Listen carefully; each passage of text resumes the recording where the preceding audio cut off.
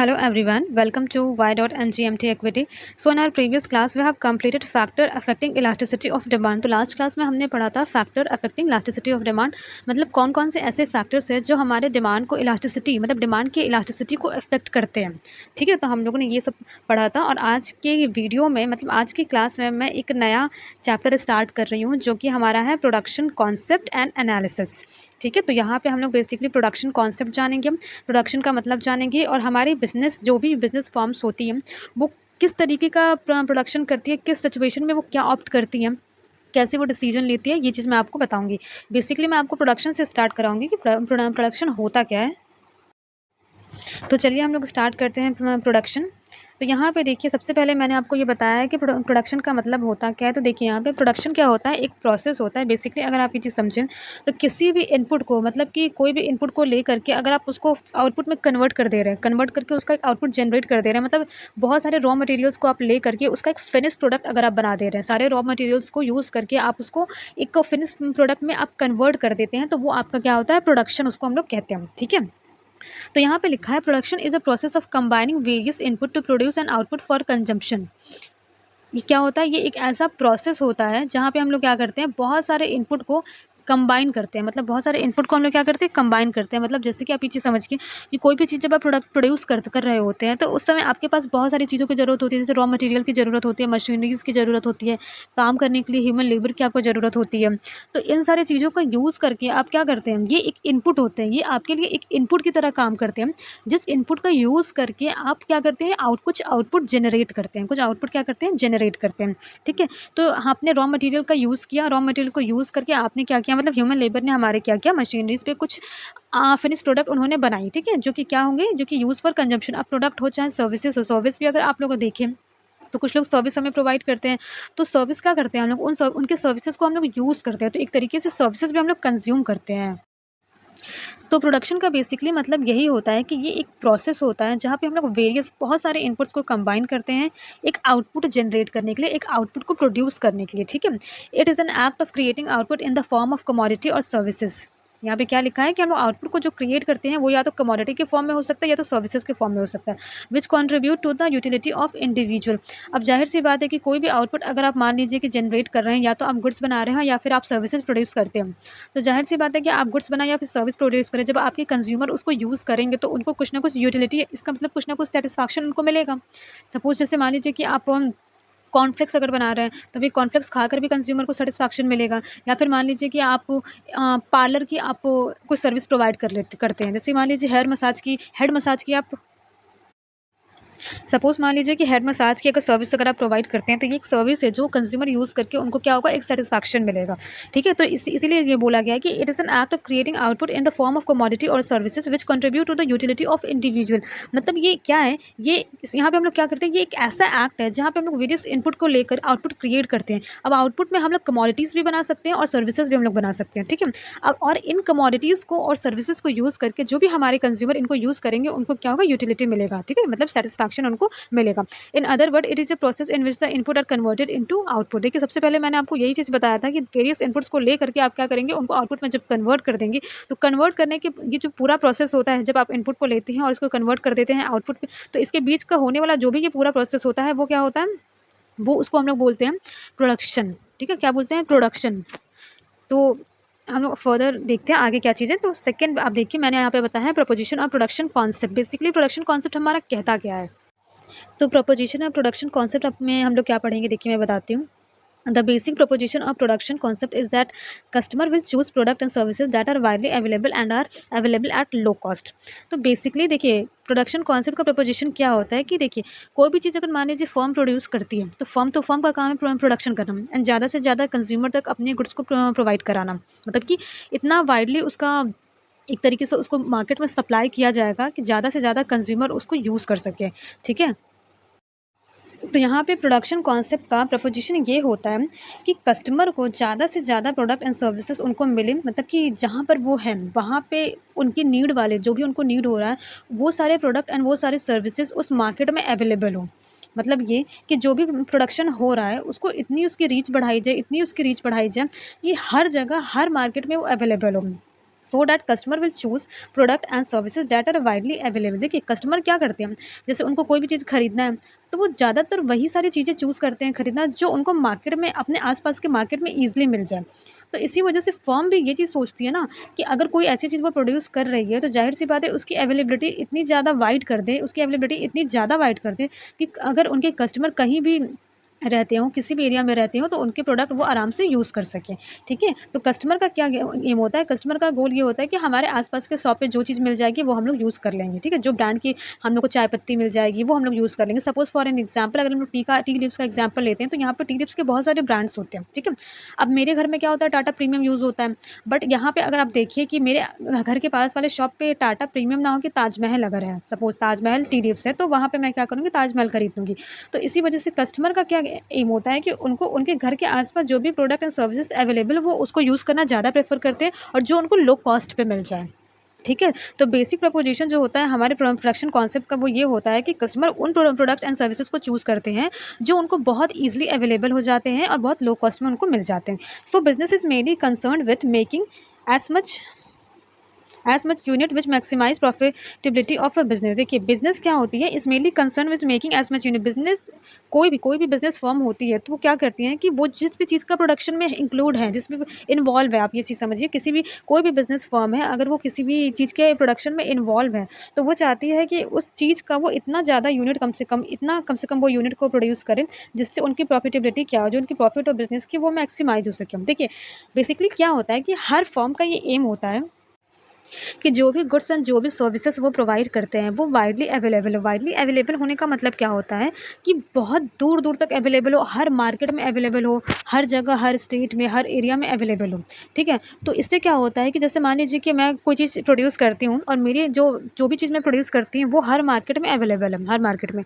तो इससे क्या होगी कि मेरे कस्टमर जो होंगे वो हर मार्केट से निकल कर आएंगे, हर एरिया से निकल कर आएंगे, हर एरिया से मेरे कस्टमर कुछ ना कुछ होंगे, ठीक है? और कस्टमर का भी एम ये होता है ना, कस्टमर की सोच ऐसी होती है, उनका माइंडसेट कि जो चीज़ें उनको ईज़िली मिल जाए और जो चीज़ें उनको लो कॉस्ट पे मिल जाए, वो उन चीज़ों को ज़्यादा खरीदना प्रेफ़र करते हैं कि भई हमको जो ईज़िली मिल जाएगा मैं वो खरीदूँगी, ठीक है?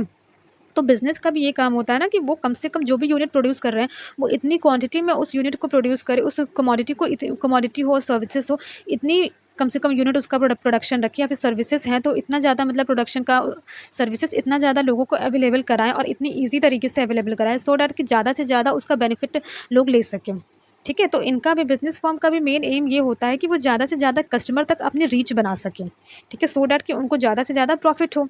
तो यहाँ पे बेसिकली हमारा यही चीज़ है प्रोडक्शन कॉन्सेप्ट में, ठीक है? अब हम लोग आगे देखते हैं। इन अ प्रोडक्शन ओरिएंटेड बिज़नेस, अगर प्रोडक्शन ओरिएंटेड बिज़नेस की अगर हम लोग बात करें तो यहाँ पे क्या है, this the need of customer are secondary as compared with the need of increase output.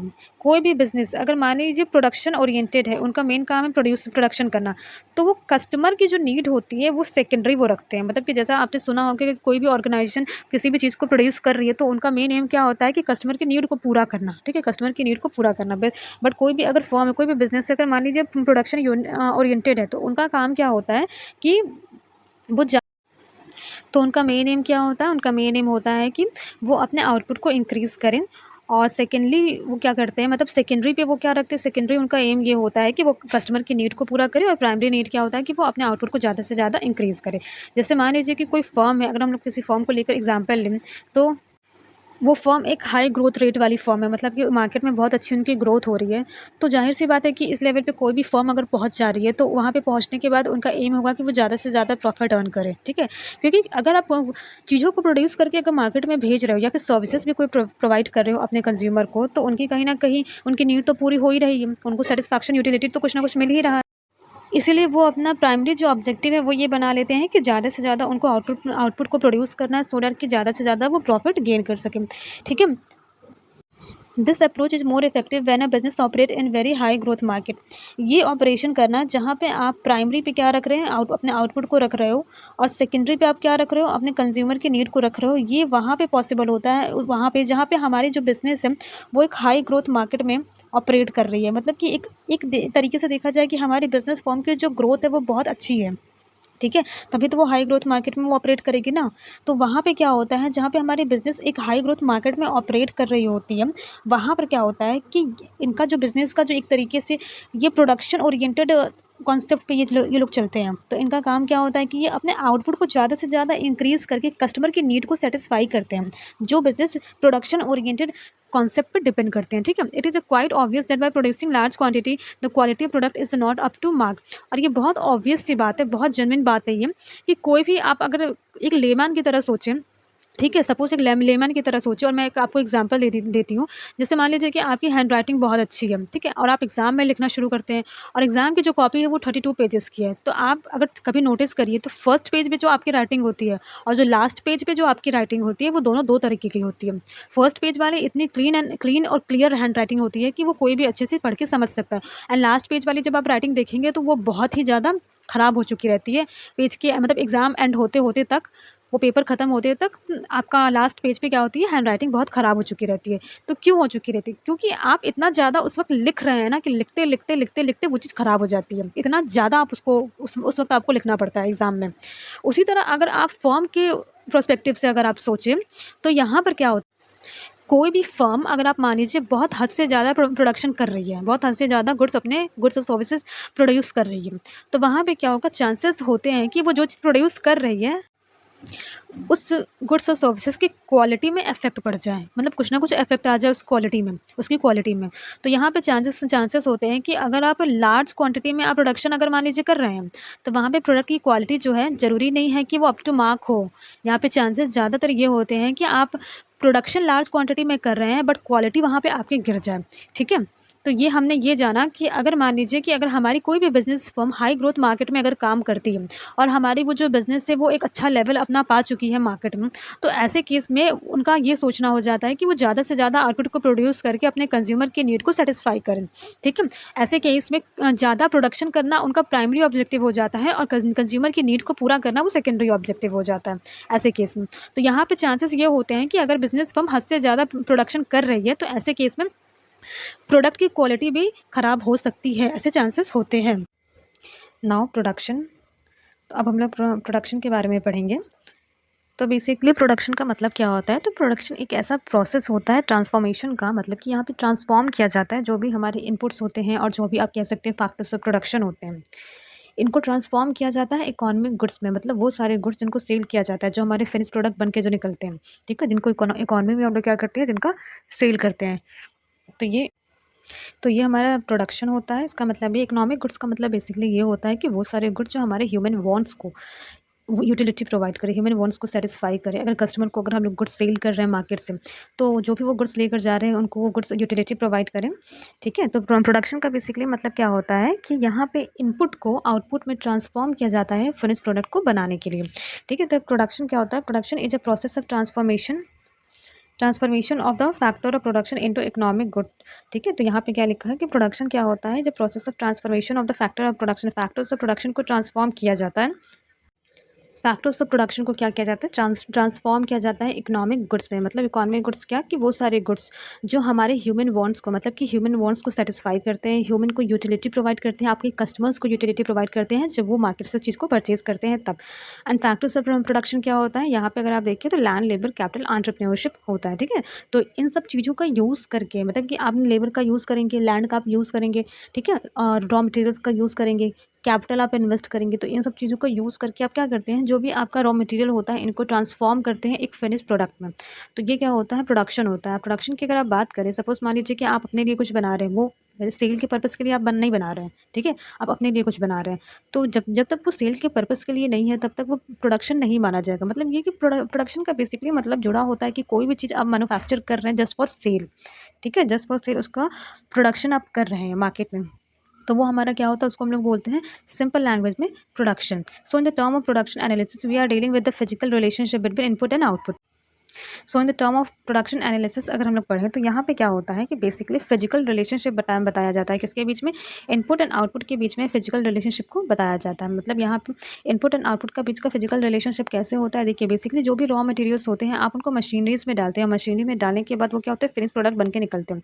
उन्हीं रॉ मटेरियल का फॉर्म क्या होता है चेंज हो जाता है। मतलब पहले वो रॉ मटेरियल एक कच्चा माल की तरह थे, उसके बाद क्या हुआ उनका कुछ ऐसा चीज़ बन गया, कोई ऐसी यूजफुल चीज़ बन गई जो कस्टमर को यूटिलिटी प्रोवाइड करा रही है। ठीक है, कस्टमर उससे क्या हो रहा है, ह्यूमन की वांट उससे सेटिस्फाइड हो रही है। तो यहाँ पे इनपुट्स एंड आउटपुट के बीच में क्या होता है फिजिकल रिलेशनशिप होता है। ठीक है, that is we are observing the dependence of physical production volume of physical quantity of the input. देखिए जो भी प्रोडक्शन होता है, जैसे जो भी फिनिश प्रोडक्ट बनकर निकलता है, ठीक है, तो वो डिपेंड करता है किस चीज़ पे डिपेंड करता है कि आपका इनपुट कैसा है। मतलब फिजिकल क्वांटिटी ऑफ इनपुट की क्वांटिटी पे डिपेंड करता है कि आपका आउटपुट कितना और कैसा बन के निकलेगा। तो यहाँ पे बेसिकली क्या होता है, जो हम लोग इनपुट देते हैं कोई भी चीज़ प्रोड्यूस करने के लिए, ठीक है, एंड जो आउटपुट इट मीन कि जो हमारा फिनिश प्रोडक्ट बनकर निकलता है उनके बीच में क्या होता है रिलेशनशिप होता है। तो ये हमारा क्या होता है प्रोडक्शन। नेक्स्ट अगर हम लोग आगे चले तो यहाँ पे मैंने आपको प्रोडक्शन एनालिसिस के बारे में बताया है, जहाँ पे मैंने आपको प्रोडक्शन एनालिसिस बेसिकली क्या होता है, बेसिकली इज कंसर्न्ड, यहाँ पे क्या लिखा है, production analysis basically is concerned with the analysis in which the resources such as land, labour, capital are employed to produce a form final product. देखिए production analysis में बेसिकली एनालिसिस किस चीज़ का किया जाता है, इन विच द रिसोर्स, जहाँ पे हमारे रिसोर्सेज मतलब कि किस तरीके से हम अपने लैंड, लेबर, कैपिटल को एम्प्लॉय करना कि मतलब कि किस तरीके से उनका यूज़ हम लोग कर रहे हैं, किस तरीके से उसको हम लोग यूज़ कर रहे हैं सो डैट कि हम अपनी फर्म के प्रोडक्ट को मतलब फाइनल प्रोडक्ट जो है हमारा फर्म का उसको हम लोग बना सकें। सपोज मान लीजिए कोई फर्म है जो फर्नीचर बनाती है, फर्नीचर के मतलब कि वुडन टेबल बनाती है, वुडन चेयर्स बनाती है, उनका ये काम है कि लकड़ी की चीज़ें, लकड़ी की फर्नीचर वो बनाती है।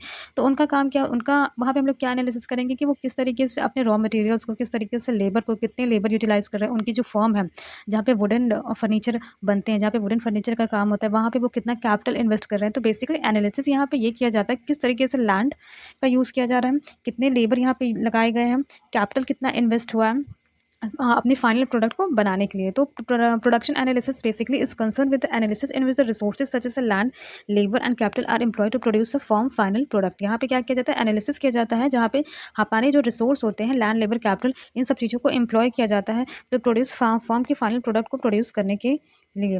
To produce these goods the basic input are classified into two division.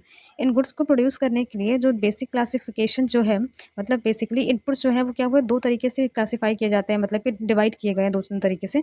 पहला क्या होता है हमारा वेरिएबल इनपुट होता है और दूसरा हमारा फिक्स इनपुट होता है।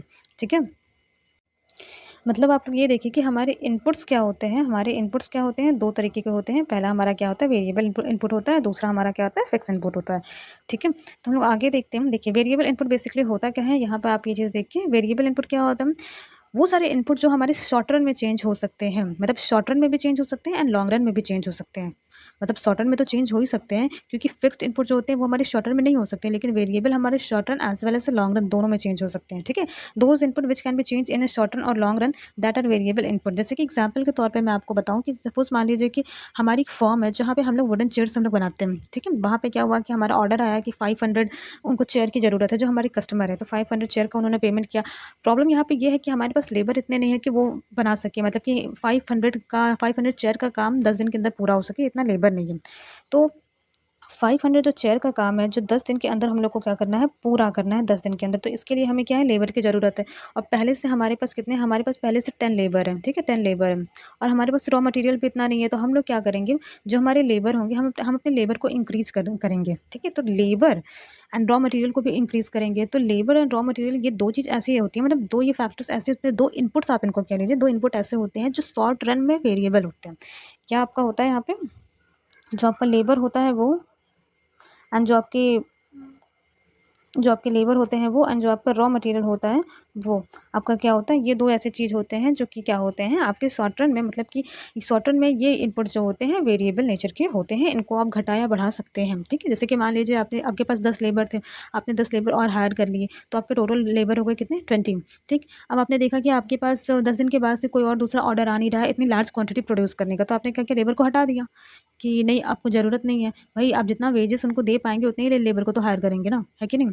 और रॉ मटेरियल तो आप उतना ही मंगाएंगे जितना आपको आपके लिए सफिशिएंट हो, आपके फर्म के लिए सफिशिएंट हो, जितना आपको बनाना हो, आपका प्रोडक्शन करना हो, आपका फर्नीचर की प्रोडक्शन जितनी करनी हो, उतना ही रॉ मटेरियल आप रखेंगे। तो यहाँ पे क्या होता है, वेरिएबल इनपुट्स वो इनपुट्स होते हैं जो हमारे short run as well as long run में दोनों समय में हम लोग चेंज कर सकते हैं। ये आउटपुट के अकॉर्डिंग चेंज होते रहते हैं। आउटपुट के अकॉर्डिंग मतलब जो भी फिनिश्ड प्रोडक्ट है, जिस भी क्वांटिटी में बनाना है, उस क्वांटिटी के हिसाब से क्या होता है, वो चेंज होते रहते हैं। ठीक है?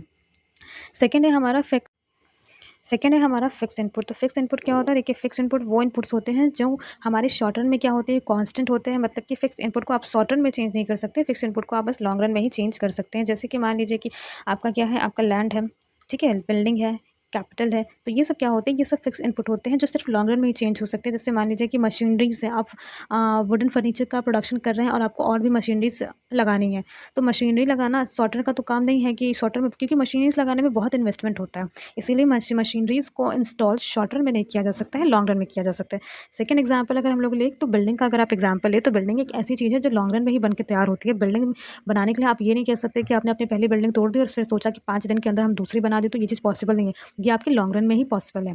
लैंड मतलब कि जैसे मान लीजिए आप दूसरी फैक्ट्री में आप जाना चाहते हैं, दूसरी फैक्ट्री आप सेटअप करना चाहते हैं, तो वो चीज़ लॉन्ग रन में ही पॉसिबल है। तो बेसिकली फिक्स इनपुट क्या होती है, ये शॉर्ट रन में कांस्टेंट होती है, लॉन्ग रन में ही बस चेंज होती है। वेरिएबल इनपुट क्या होती है, ये long run as well as short run दोनों में ही चेंज की जा सकती है। तो यहाँ पे मैंने आपका प्रोडक्शन कॉन्सेप्ट एंड एनालिसिस वाला वीडियो मतलब कि टॉपिक मैंने आपको कवर कराया है। So thank you for your time and please like share and subscribe.